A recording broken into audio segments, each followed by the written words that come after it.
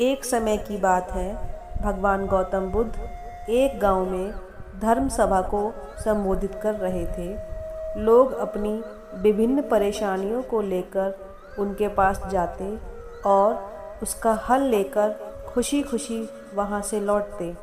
उसी गांव के सड़क के किनारे एक गरीब व्यक्ति बैठा रहता तथा महात्मा बुद्ध के उपदेश शिविर में आने जाने वाले लोगों को बड़े ध्यान से देखता।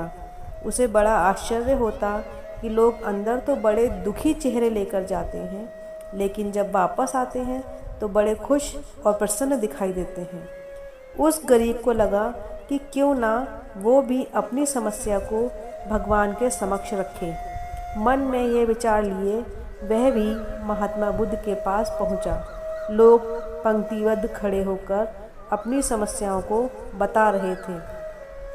जब उसकी बारी आई तो उसने सबसे पहले महात्मा बुद्ध को प्रणाम किया और फिर कहा, भगवान, इस गांव में लगभग सभी लोग खुश और समृद्ध हैं, फिर मैं ही क्यों गरीब हूँ। इस पर उन्होंने मुस्कुराते हुए कहा, तुम गरीब और निर्धन इसलिए हो क्योंकि तुमने आज तक किसी को कुछ दिया ही नहीं। इस पर वह गरीब व्यक्ति बड़ा आश्चर्यचकित हुआ और बोला, भगवान, मेरे पास भला दूसरों को देने के लिए क्या होगा। मेरा तो स्वयं का गुजारा ही बहुत मुश्किल से हो पाता है। लोगों से भीख मांगकर अपना पेट भरता हूँ। भगवान बुद्ध कुछ देर शांत रहे, फिर बोले, तुम बड़े अज्ञानी हो। औरों के साथ बांटने के लिए ईश्वर ने तुम्हें बहुत कुछ दिया है। मुस्कुराहट दी है जिससे तुम लोगों में आशा का संचार कर सकते हो।